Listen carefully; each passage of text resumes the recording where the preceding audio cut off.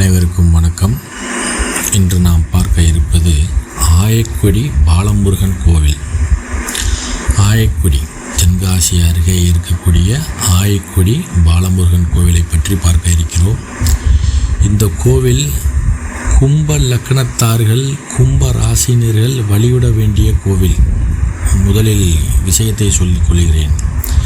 கும்ப லக்கணத்துக்காரர்களுக்கும் கும்பராசிக்காரர்களுக்கும் அதிர்ஷ்டம் அடிக்கக்கூடிய நல்ல வாழ்க்கையை மாற்றி அமைக்கக்கூடிய ஒரு ஸ்தலமாகும். இது போக புத்திர பாக்கியம் இல்லாதவர்கள் யார் வேண்டுமானாலும் இந்த கோவிலுக்கு செல்லலாம், சென்று புத்திர பாக்கியம் பெற்றுக்கொள்ளலாம். விஷயத்துக்கு வருகிறேன். குழந்தை இல்லாத பெண்கள் வழிபட வேண்டிய தலங்களில் ஒன்று திருநெல்வேலி மாவட்டம் ஆயக்குடி பாலசுப்பிரமணிய கோவில் ஆகும். இந்த கோவிலில் அரச இலையில் விபூதி தரப்படுகிறது. இந்த ஆயக்குடி பாலசுப்பிரமணிய சுவாமி கோவில் தென்காசியிலிருந்து 10 கிலோமீட்டர் தொலைவில் இந்த தலம் உள்ளது. முன்னொரு காலத்தில் சங்கேதிகன் என்ற வம்சத்தில் தோன்றிய சித்தர் ஒருவர் முருகன் அருள் பெற்று வாழ்ந்து இங்கு சமாதி அடைந்தார். அவரது சமாதியின் மேல் திருமூர்த்தி உருவம் பெற்ற அரச மரம் இருந்தது.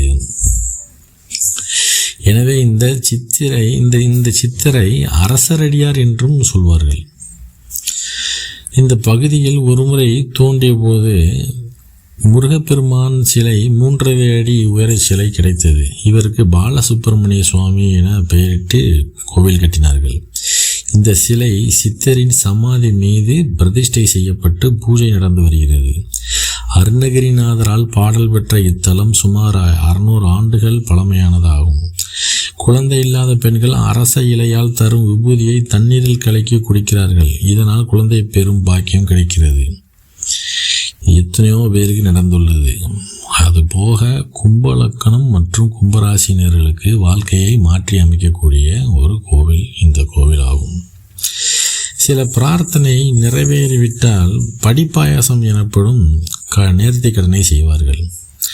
பாயாசம் சமைத்து அங்குள்ள அனுமன் நதிக்கரையில் அமர்ந்து சாப்பிடுகிறார்கள்.